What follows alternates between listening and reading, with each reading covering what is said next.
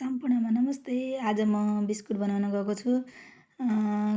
मैदाको पिठाको नभइकन मैले गहुँकै पिठाको बनाएको छु। किनभने मैदा भनेको ग्यास्ट्रिक हुन्छ, अलि अनहेल्दी हुन्छ नि त। अनि त्यसमा मैले चामलको पिठो पनि एड गरेँ। अनि त्यसपछि चिनीलाई पनि ग्राइन्ड गरेर एड गरेँ। अनि चिनी एड गरिसकेपछि मैले त्यसमा सौँफ सौँफ पनि एड गर्छु। अनि सौँफ एड गरिसकेपछि अनि त्यो घरको तिल, किनभने खाने बेला टेस्टी हुन्छ भनेर अलिकति तिल पनि एड गर्छु।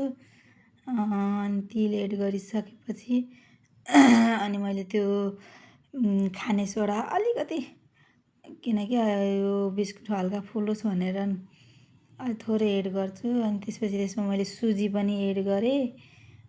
सुजी एड गरिसकेपछि त्यसलाई अनि नरिवलको धुलोलाई पनि मैले हालेछु, किनभने खाने बेला अलिअलि स्वाद आओस् न, मिठो होस् भनेर। अनि नरिवलको धुलो पनि त्यसमा मैले एड गरेँ। अनि त्यसलाई मस्त चलाइदिएछु, पुरै मिक्स गर्नु पऱ्यो नि त। अनि त्यसलाई मैले चलाउँछु। अनि यता घिउ प्यानमा बसालेछु। अनि त्यो घिउ खारेर त्यसलाई पनि हालेर मजाले त्यसलाई मैले मुस्छु।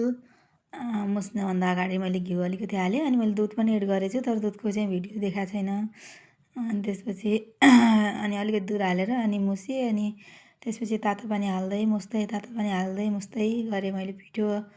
अनि त्यसपछि त्यो पिठो मुसिसकेको पिठो रेडी भयो।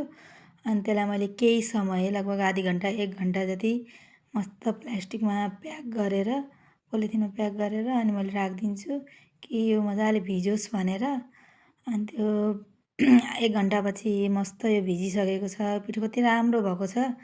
अनि त्यसलाई चलाएर अनि त्यसपछि अब मैले बिस्कुट बनाउन रेडी गराउँछु। अब आउँदैन कस्तो बनाउने भन्दाखेरि जुन टाइपको बनाइदिएँ, खजुरी हो कि खजुरी जस्तो।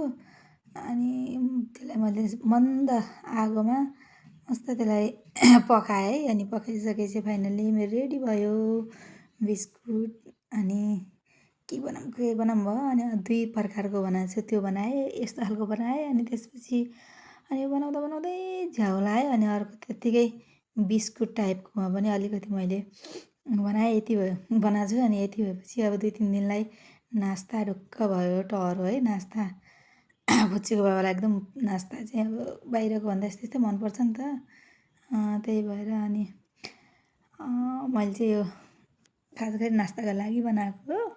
2-3 दिनलाई नै पुग्ने गरी नै बनाएको छु, त्यही भएर धेरै छ। Thank you watching my video. सबैजनाले माया गरिदिनु होला, धन्यवाद।